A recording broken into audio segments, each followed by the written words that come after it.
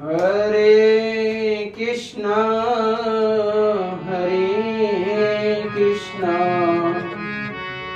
कृष्णा कृष्णा हरे हरे हरे रामा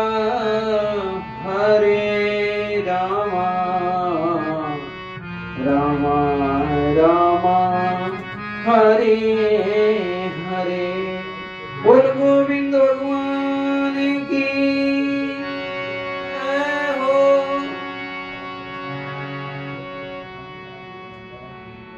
कहते हैं भगवान भक्त के पीछे घूमते हैं।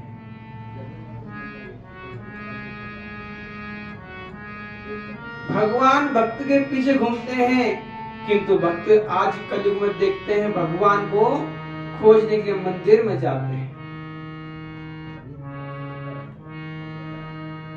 भगवान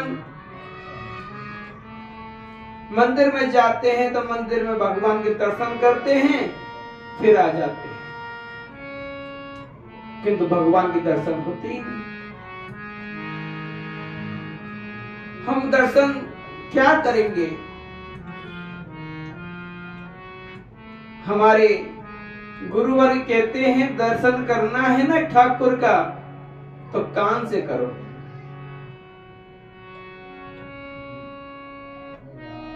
बोले ये क्या बात?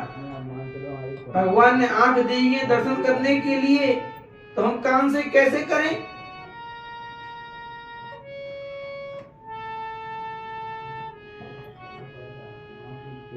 अपने संतों ने दर्शन जब कहते हैं संत भगवान का भजन करना चाहते थे और उनके नेत्र किसी स्त्री बच्ची के जाते थे, तो उनके मन में आया ये नेत्र तो मेरे बड़े बेकार हैं, बोले इन नेत्रों को निकाल देना चाहिए। उन्हें सूल ली और अपनी आंखों में घुसाई और निकाल दिए नेत्र। भगवान के लिए कितना प्रेम था उनके अंदर, उन्हें अपने नेत्रों की चिंता ना करी और तुरंत अपने नेत्र को गोविंद के चरणों में दान किया। अब अंधे हो गए, और जब अंधे हो गए तो ठाकुर जी के दर्शन करने जा रहे हैं। अब ठाकुर के दर्शन, लौठी हाथ में है लठिया, चले जा रहे हैं। रास्ता में कंकड़ ईंट पत्थर, बहुत परेशानी, उन्हें परेशानी नहीं दिख रही, क्योंकि कहते हैं जब अंदर के नेत्र खुल गए हो तो बाहर के नेत्र की जरूरत। इन नेत्रों से तो केवल जब तक देख सकते हैं जब तक केवल सूरज का प्रकाश हो या लाइट का प्रकाश। अगर लाइट चली जाए तो हमको दिखने वाला कुछ नहीं है। सूरज अगर ना निकले तो हमको कुछ दिखने वाला नहीं है। तो हमारे नेत्रों की शक्ति कहां है जो हमको कुछ देख सके? दिखाने वाला तो एक ठाकुर ही है, जिसके अंदर में ठाकुर जी भक्ति की लौ जग गई तो उसे सदा कहीं अंधेरा है ही नहीं उसकी नजर में। तो रात में सोता है तो ठाकुर जी को देखता है, दिन में जब चलता है तो ठाकुर जी को। संत कहते हैं ठाकुर जी के लिए तो प्यारे, उनके लिए दिन और रात नहीं, जब भी मन करे तब भी ठाकुर जी का नाम जपो।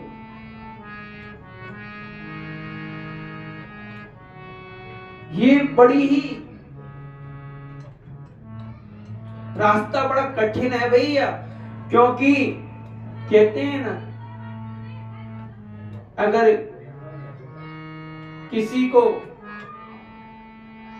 कुछ हासिल करना होता है तो उसके लिए पहले कठिनाई सहन करनी पड़ती है। कोई कहे कि कठिनाई मिले नहीं सीधे फूल मिल जाए तो नहीं मिल सकता, पहले कांटों की राह पर चलना पड़ेगा तब फूलों की राह मिलती है। संतों ने अपने नेत्र फोड़े और ठाकुर जी के दर्शन करने चल दिए। अब ठाकुर जी के मंदिर में जाके ठाकुर जी के क्या देखें, ठाकुर जी को एक लोग ने मजाक किया, सोचने लगे ये संत तो बड़े मजाक करते हैं, बोले इनको दिखता नहीं है, अगर दिखता नहीं तो ये मंदिर कैसे आते ही है। उन्होंने क्या किया, बोले, और उनकी एक आदत और थी संत जी की, ठाकुर जी को जैसा श्रृंगार होता था वैसा ही पद गाते थे। एक बार रास्ते में चल रहे थे तो लठिया हाथ में थी, तो बच्चा गुरु बना के आए, लठिया लेने लगे। बोले बाबा कहां जा रहे हो? मैं चल रहा हूं। तो भगवान बाबा के हाथ पकड़े चल रहे हैं, और जब मंदिर आ गो तो खुद ठाकुर जी चले गए मंदिर में। संत क्या कहते हैं, अरे हाथ छोड़ाए जाते हो,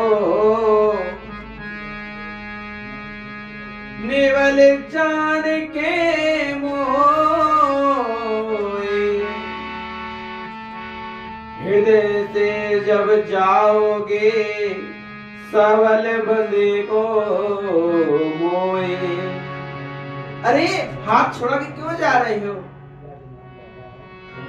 बोले जानो, हृदय से जाके दिखाओ ना, तब तो कोई बात नहीं बने। हाथ छुड़ा के चले गए। संत को दर्शन है रहे हैं, ठाकुर है ये साक्षात। और ऐसे ही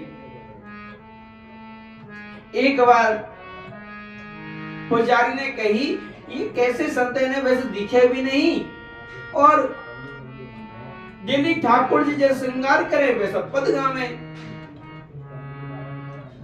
तो एक दिन क्या करो, काले कपड़े की पट्टी आंखों पे बांध दे,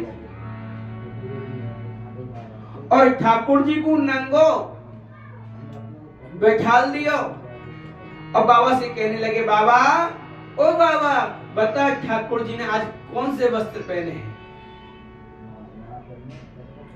संत कहने लगे, आज तो ठाकुर नंगम नंगा, आज तो ठाकुर नंगम नंगा।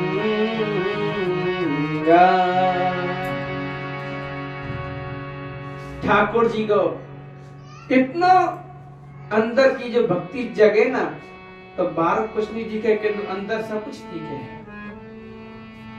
यही है वास्तविकता। इसलिए संत कहते हैं कि ऊपर के नेत्र से कुछ मत देखो, देखना है तो अंदर के नेत्र। हमारे गुरु वैष्णव कहते हैं अगर दर्शन करना ही है तो कानों से दर्शन करो, आंखों से नहीं, क्योंकि ठाकुर जी कथा जो आंखों में नहीं जाती, कानों में जब जाती है तो वो छवि हमारी आंख हो या ना हो, वो अंतर महसूस की जाती है। यही है वास्तविकता, सच्चाई यही है कि हमारे गुरु वैष्णव की एक वाणी अचल सत्य है, मानो तो भी भली, ना मानो तो भली।